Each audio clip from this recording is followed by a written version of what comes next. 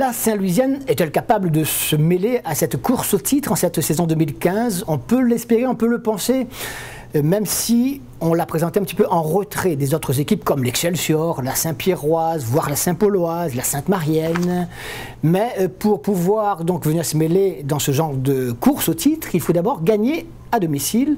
Et hier soir, samedi soir précisément, les Saint-Louisiens avaient en face d'eux une équipe de Bras-Fusil, la bonne surprise de la saison 2014, qui avait peut-être des points précieux déjà à prendre dans ce championnat. Saint-Louisienne, Bras-Fusil, les meilleurs moments. Les Saint-Louisiens sont tous de blanc vêtus, ils ont résisté, ils ont gagné les 4 premiers points de ce championnat à domicile.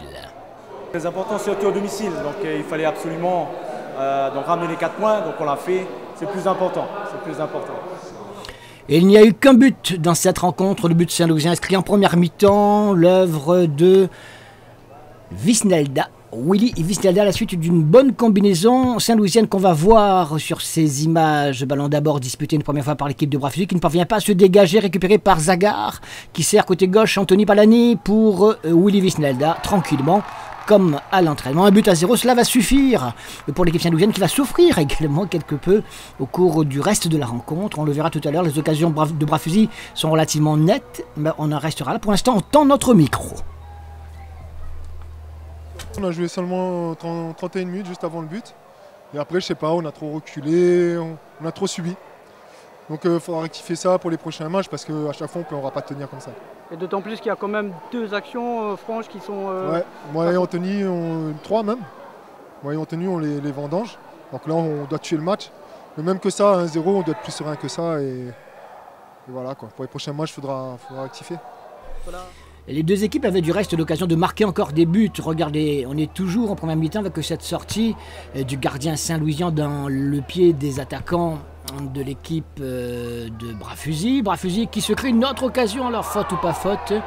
Wilson Clara n'est pas content. On reste toujours en première mi-temps avec cette occasion, cette fois saint-louisienne, et il est obligé de claquer en corner le gardien de l'équipe de Bras-Fusil. On a changé de camp, on a donc passé en deuxième mi-temps avec à nouveau Anthony Palani pour les Saint-Louisiens côté gauche à l'attaque, mais toujours un but à 0 alors que l'équipe de Bras-Fusil va connaître une très très belle période et l'occasion pourquoi pas de trouver l'égalisation avec par exemple celle-ci, cette frappe sur le poteau, des buts de Bébé, le gardien de l'équipe de la Saint-Louisienne.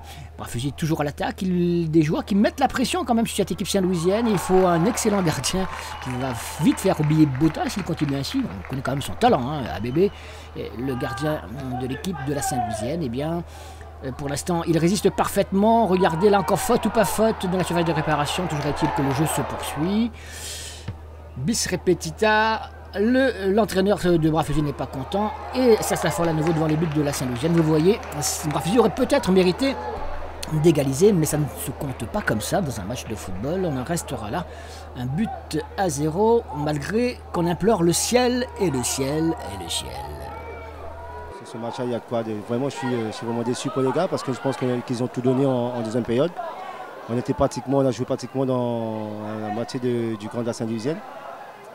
Mais malheureusement, on n'a pas su mettre le ballon au fond. Il y a eu le poteau encore une fois. Et voilà. Mais après aussi, il faut quand même souligner les qualités de cette équipe de la Saint-Louisienne qui a quand même été très solidaire et solide défensivement. Donc il y a ça aussi qui fait qu'on n'a pas pu concrétiser les occasions qu'on a eues. Petite victoire pour la Saint-Louisienne, petite défaite pour Bras-Fusil qui n'a pas le temps de tergiverser. Il faudra vite se relever et aller au charbon. Ce sera dès samedi prochain.